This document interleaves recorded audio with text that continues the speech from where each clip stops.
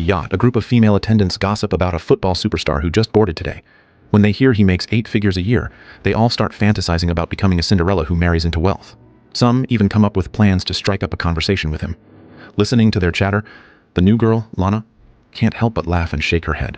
Her harsh reality has long crushed any dreams of a fairy tale ending, but little does she know fate is already knocking on her door. Hey, Lana?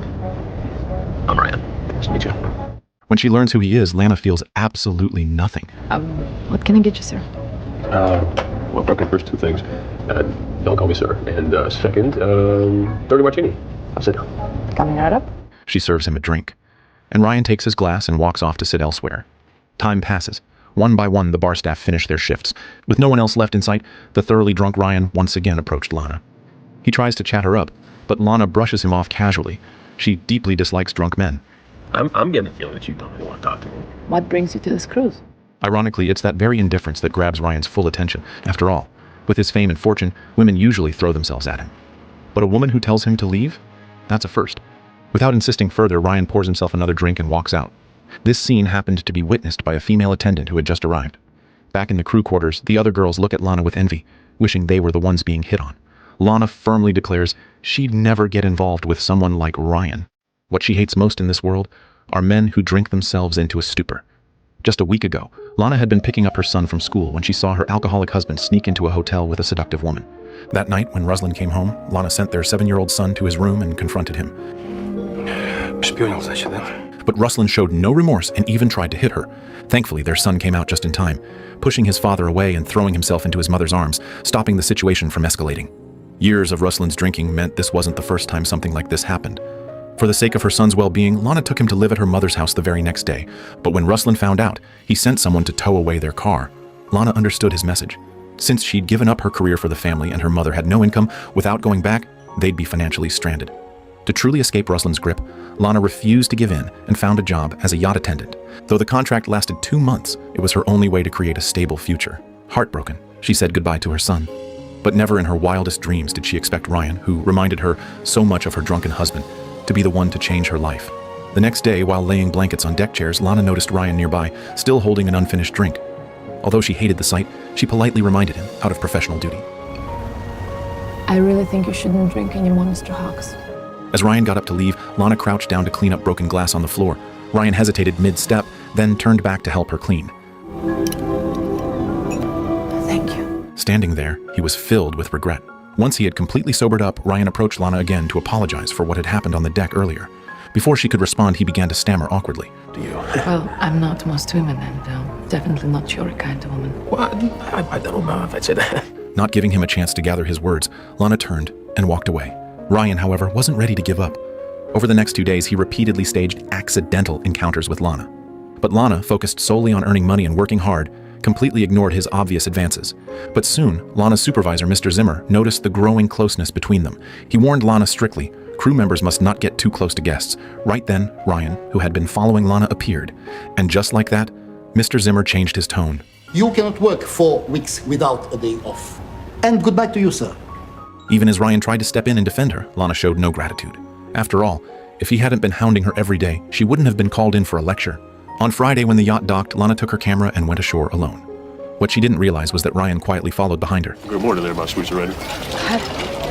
Oh, relax. Give me a little secret. You're gonna follow me all day, aren't you? Well, now you mention it. As they walked along the beach, Lana realized she couldn't shake him off, so she let him tag along. At that moment, she asked the question that had been bothering her. What had happened to make him rely on alcohol like this? From her observations these past few days, Lana realized that Ryan wasn't addicted to alcohol like her husband. 4 months earlier, Ryan had scored a stunning goal that secured his team a place in the World Cup. That night, he drank heavily in celebration, letting his wild side loose.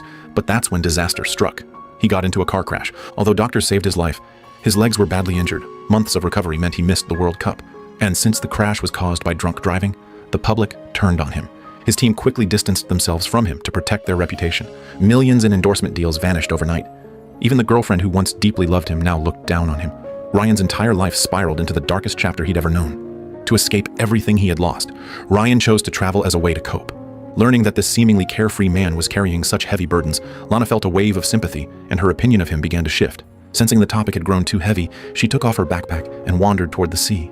Soon they were splashing in the waves, laughing and playing, their bond no longer as distant as when they first disembarked. While browsing for souvenirs, a soccer ball rolled to Ryan's feet, and he kindly picked it up. Ball, kid. You're Ryan Holmes? Yes. It's Ryan Holmes! Seeing this, Ryan immediately tried to pull Lana away. Yet when a young boy teased him, something in Ryan snapped. A surge of competitive fire lit up inside him. He dove into the game, playing with the children as if they were old friends. Lana quickly pulled out her camera to capture the moment. The joyful scene lasted until sunset. Though his injuries flared up from all the action, the pain was nothing compared to the deep sense of fulfillment he felt. That night on the roadside, Lana ran into a convenience store to buy Ryan an ice pack. Then, as if remembering something, she took out a pen and paper and asked Ryan for his autograph. Seeing his confusion, Lana explained she was helping a 7-year-old boy fulfill his dream. Turns out, Lana had known about Ryan even before he boarded the yacht, because her son was one of his biggest fans. Just as she was about to confess she had a 7-year-old child, the store owner interrupted. He, too, was a Ryan fan and asked for a photo. In a world still full of criticism toward him, Ryan couldn't bear to let down a supporter. After the man left, Ryan didn't bring up anything about Danny again. There's this amazing place. It's like 5 stars, best meal on the Med. I don't think it's a good idea. No, this isn't about one of your silly ship rules, is it? At this point, Lana could no longer bring herself to push Ryan away. When her coworkers found out, they were shocked, then quickly excited for her. They all headed to the mall together to give Lana a complete makeover. By the time she reappeared in front of Ryan, she looked like a whole new woman. I'm sorry. This is for you. They walked through the crowd hand in hand. Soon after, they took a boat to another nearby island. But when they arrived, Ryan was surprised. This wasn't the 5-star restaurant he had booked. Realizing the mix-up, he quickly apologized, taking full responsibility. I said before she said, we can go something fancier if you want. Are you kidding me? Look, this is perfect. Try it. Seeing that she liked it, Ryan didn't insist any further. They sat across from each other as soft music filled the air. The quiet night was warmed by the chatter and laughter around them. Then, at Ryan's invitation, they danced barefoot on the beach. At such a close distance, each breath, each movement, was filled with unspoken tension. The music faded, but the magic lingered. Lying side by side, gazing up at the stars, they soaked in the peaceful night sky. Before they knew it, morning had arrived. Since the yacht was docked at a different island, Ryan paid local fishermen a hefty fee to help them return. They rushed back, and Lana made it just in time, right as the yacht was preparing to leave. But before she could catch her breath, her supervisor appeared. She was called into the office. It turned out that besides Lana, the only passenger recorded as staying off ship overnight was Ryan. Fraternizing with a guest, it's an irreversible breach of contract. Despite Lana's desperate pleas, Mr. Zimmer, who only cared about the rules, decided to terminate her employment. Upon hearing that Lana had been fired, Ryan immediately got off the yacht as well. He wanted to stand up for her, but Lana stopped him. The company-provided housing was cramped and rough. Ryan had a much better place in mind. As it turns out, Mr. Zimmer had been so certain about their involvement because another woman had reported them. Sure enough, jealousy brings out the ugliness in people. In a resort surrounded by islands, Ryan introduced Lana to the owner. They had once been rivals on the field, but in real life, they were close friends. While the place was definitely more fun than the yacht, Lana was touched that Ryan had gone this far for her. For the next 2 days, Lana lived the kind of life she had never dared to imagine. No family stress, no work pressure, just peace, freedom, and someone who genuinely loved her by her side. In their time together, Lana felt the sincerity in Ryan's heart, and her own heart began to soften in return. That night, by the glowing pool, their kiss sealed their love. But just as Ryan began to dream of a beautiful future together, reality hit Lana like a bucket of cold water. Ruslan had found her mother's home, and he was now waiting for Lana to return from her job. Just after ending a video call with her mother, Ryan quietly approached from behind, holding out a carefully prepared necklace. Lana's smile faded almost instantly, replaced by a look of deep worry as she gently returned the necklace to him. Ryan was confused and followed her, asking what had happened. Realizing she couldn't keep hiding the truth, Lana finally told him why she had left home to work. She was being harassed by her alcoholic ex-husband and struggling to support her mother and child. Step by step, Ryan walked closer, expressing his love for her. But he didn't force her to accept him. Instead, he gave her 2 months. They agreed not to exchange phone numbers. Each would return to their own life, handle what needed to be handled, and if they still loved each other after 2 months, they would meet again in Palace Square, St. Petersburg. Lana handed Ryan the photos she'd taken throughout their journey. After one last emotional embrace, they went their separate ways. Over a month had passed, and when Lana finally saw her son again, her heart overflowed with joy. She gifted him Ryan's autograph as a special surprise. But when she faced Ruslan again, Lana's mindset had completely changed. Her mother told her the real reason Ruslan had returned. He wanted Lana to go back with him.